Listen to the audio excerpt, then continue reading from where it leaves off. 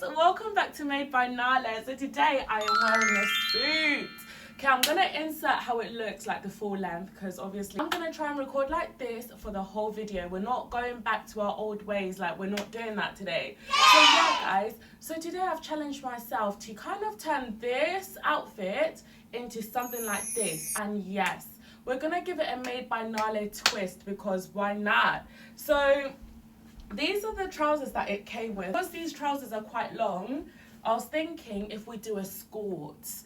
We love a skort. We love a skort. I don't know if I'm going to have enough material, but essentially what I want to do is I want to like add like a button here or like a press stud here and a press stud there so that the, so that the back is literally shorts.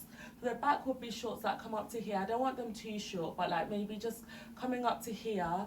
And then at the front skirt, I won't be able to get like enough material to go all the way around. Like I would love for it to go all the way around, but I'm just trying to be realistic. I'll see you guys on the making side. Thank you once again for liking, commenting and subscribing. And I'll see you guys on the making side. Mwah!